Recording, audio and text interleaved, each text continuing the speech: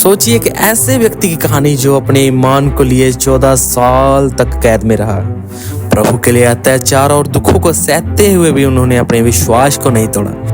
ये कहानी है रिचर्ड बार्मब्रैंड की, जो ना तो सिर्फ आपके विश्वास को बढ़ाएंगी बल्कि आपको मसीह में एक योद्धा बनने के लिए प्रेरित करेंगी। सभी को जय मसीह की। मैं अजय स्वागत करता हूँ अपनी न्यू सीरीज मिशनरी वॉरियर्स के फर्स्ट एपिसोड में, जहां हम ऐसे योद्धाओं की कहानियां लेकर आएंगे जो अपने विश्वास के प्रति निष्ठा और हिम्मत के साथ अपने जीवन में संघर्ष करते हुए मसीह में एक योद्धा बने, जिनकी कहानियां हमें खुदा के विश्वास में बढ़ाएंगी और हमें एक नई ताकत देंगी, हमें एक नई हिम्मत देंगी कि हम मसीह में हर हालातों से बाहर निकलें और अपने विश्वास में बने रहें। तो चलिए शुरू करते हैं आज का हमारा एपिसोड।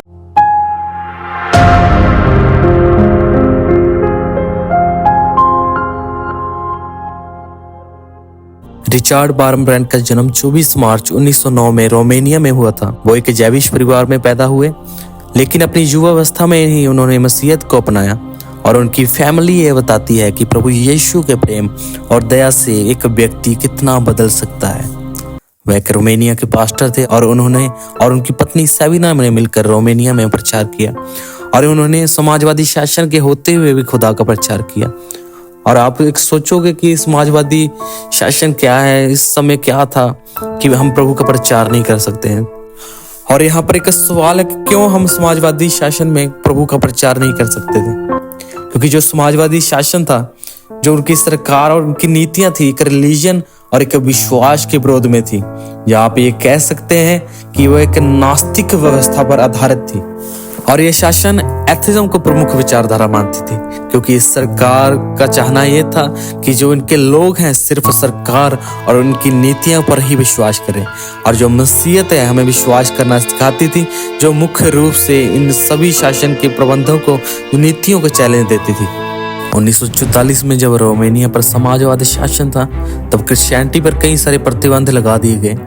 उस दौरान बार्मब्रैंड ने मसीह विश्वास को प्रचारित किया और समाजवादी शासन का विरोध किया। उन्होंने कहा, मैं खुदा और इंसान के बीच में सिर्फ खुदा का हुक्म मानता हूँ, इंसानी हुक्म नहीं। इस वजह से उन्होंने बार्मब्रैंड को गिरफ्तार कर लिया और उनकी खिलाफत में उनको सजा दी। इन्हीं बातों के चलते बार्मब्रैंड को 14 साल तक जेल में रखा गया, जहां उन्होंने बहुत सारा अत्याचार और इतनी सारी यातनाओं को सहा और बहुत बार उन्हें टॉर्चर भी किया गया। और कई बार तो उनके पैरों को इतना मारा जाता था कि वह ठीक से चल भी नहीं पाते थे। हालेलुया। सोचो वो कितना विश्वास में पक्का होगा जिसने इतनी यातनाएं सहते हुए भी ये बात कही कि मैंने अपनी आंखों से देखा है कि दुख भी एक ऐसी जुबान है जिससे हम प्रभु के प्रेम को और दया को समझ सकते हैं। हालेलुया। उन्होंने कईयों को प्रभु का सुसमाचार जेल में भी सुनाया और प्रभु का संदेश दिया, इतने खराब हालातों में भी और दर्दनाक हालातों में भी। इससे हमें पता लगता है कि उनकी जो मेंटल हेल्थ थी और जो उसका आत्मिक बल और विश्वास, सोचो कितना ही होगा। जेल से छूटने के बाद उन्होंने एक बुक भी लिखी जिसका नाम है टॉर्चर्ड फॉर क्राइस्ट, जो उनके जीवन की कहानियां और उनके अनुभव को दर्शाती है। और ये किताब दुनिया भर में पढ़ी गई है और इसने कई लोगों को खुदा के प्रति समर्पण और ईमान में मजबूत बनाया है।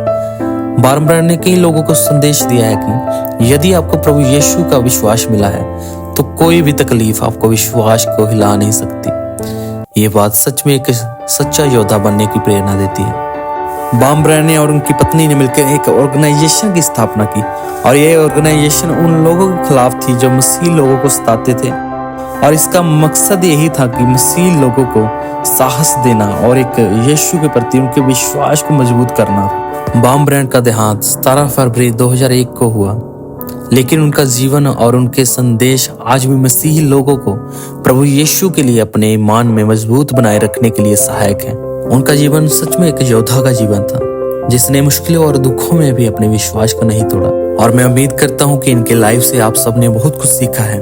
और आज भी रिचर्ड बार्मब्रैंड का जीवन तुम्हें याद दिलाता है कि अपने ईमान कैसे मजबूती से पकड़ के रखें और हर मुश्किल में प्रभु पर विश्वास करें। अगर इस कहानी ने आपको प्रेरित किया है तो एक लाइक करें और शेयर करें, और भी ऐसी वीडियोस देखने के लिए हमारे चैनल को फॉलो करें। आज के लिए बस इतना ही। मिलते हैं नेक्स्ट वॉरियर की रियल लाइफ स्टोरी के साथ। सभी को जय मसीह की। God bless you all.